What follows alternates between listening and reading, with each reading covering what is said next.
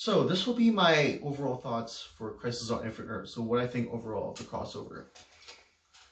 I'd say it's pretty disappointing.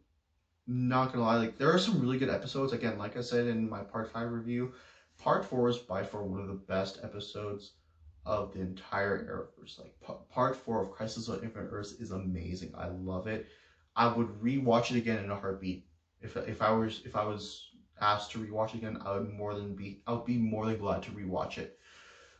But part 5 ruined it, and then just like it's all over the place. Like this crossover was disappointing, and again all over the place. Um, it started off rough.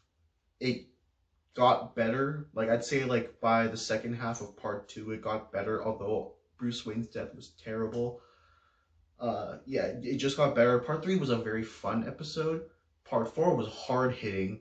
Part 5 just sunk. Okay, so yeah, if I were to rank the episodes, I'd have part 4 is number 1, part 3 is number 2, part 2 is number 3, part 1 is number 4, and then part 5 and dead last. That's my ranking of each episode of the crossover. It,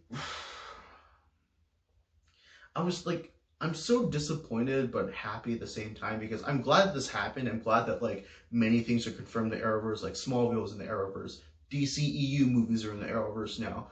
What else? Lucifer's in the Arrowverse, even though that show's gonna have one final season, and after that it's gonna wrap up. Like I'm glad that we have all of that. I'm glad that we have this that we have this overall story, but it just is still bad. Like I would prefer to watch another crossover event rather than Crisis. Although again, like I said, part 4 I definitely watch in a heartbeat. But like you look at other crossover events like Crisis on Earth X or Elseworlds. Like Elseworlds, I didn't really like Elseworlds, but I preferred that over this crossover event because it has an actual story. It's better paced. The writers know what they're doing. They're not just like shoving in random stuff like a huge Bebo and bringing back the main villain from the dead. Like, ugh, no.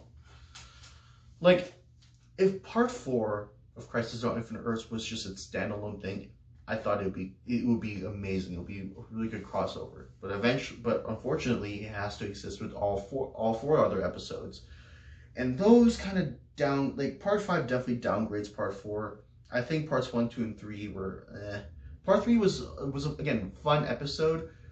Parts 1 and 2 were all over the place. Part 1 was poorly paced. Part 2 was great, but like some of the ideas weren't greatly executed.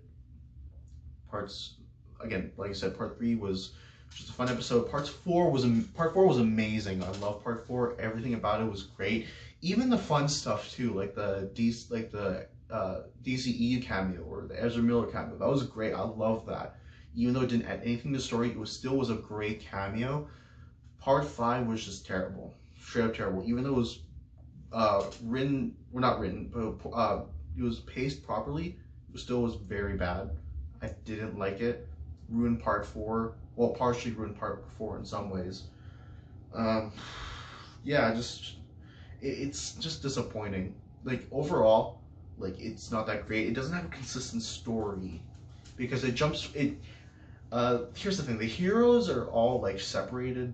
Not all, but like there are moments where the heroes are like not in like one place. Like in part 2, you have a group of heroes trying to bring back Oliver, another group finding the Paragons.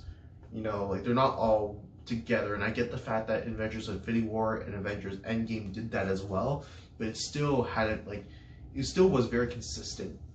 Here, there wasn't a lot of consistency. There was like 2 different story arcs happening. It was Oliver and then the actual like Crisis, and um, yeah, it worked hand in hand, but it was not as good as Infinity War or Endgame, obviously, because those are movies and those are actually well written.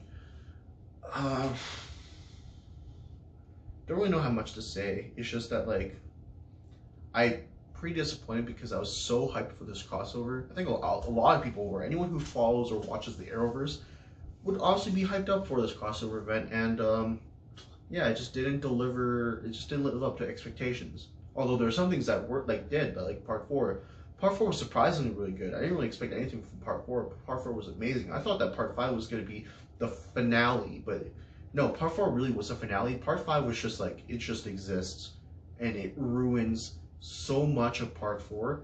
Like I am genuinely mad at that episode. I am mad at the CW that they did something like that, and I hope that like future crossovers this doesn't happen, because it didn't happen in other crossovers too, like the Invasion crossover that happened like 3 years ago, the Crisis on Earth X crossover, the Elseworlds crossover. Those have a story arc that span over 3 or more episodes, and it still has a very consistent story. It still has a single focus, and this also has a focus, but there's just like a lot of things that just don't add, like just don't fit well together. And then you have the finale for part five, or the finale of the crossover event, which is part five, and it just ruins so much of what happened in the very important parts. Like the Anti-Monitor comes back again, like I said in part five, my part five review, or rant, if you want to call it like that.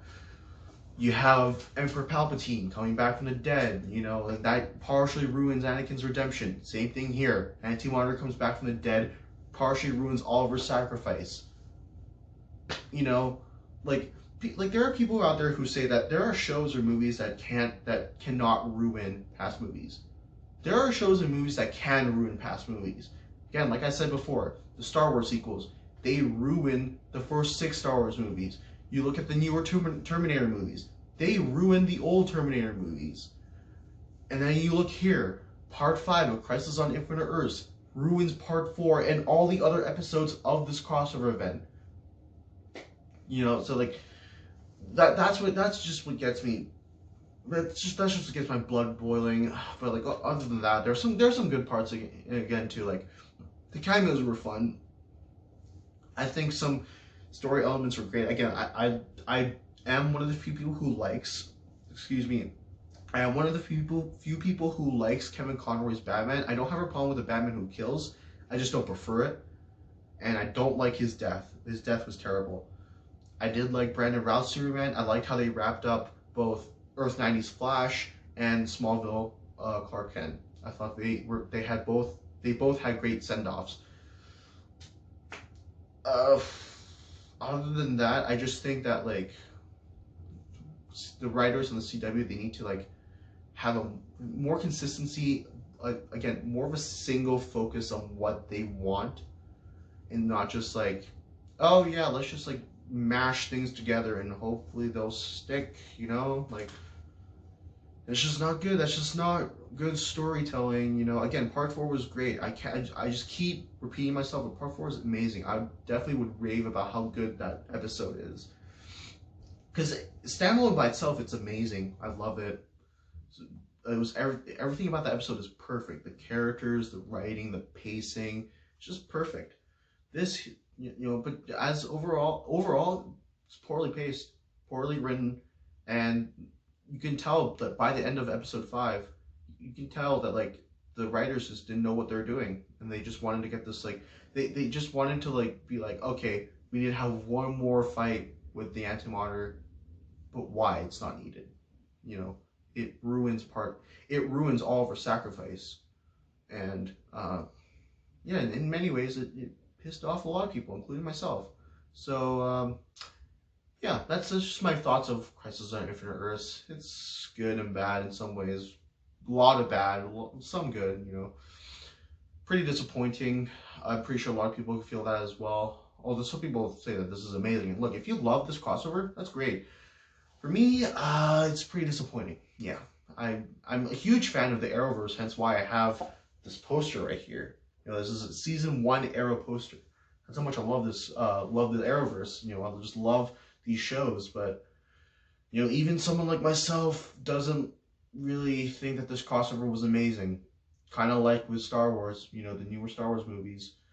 Even though I'm a massive Star Wars fan, I don't think the new Star Wars movies are groundbreaking or anything like that. You know, they're not amazing. They don't awe me, except for visuals speaking. I mean, look, visuals in both Crisis on Infinite Earths and the newer Star Wars movies, they're great, but like storytelling is just no. But yeah, that's it. Thank you for tuning in to my Crisis on Infinite Earths crossover reviews, as well as my overview here, my overall thoughts. See you guys next time.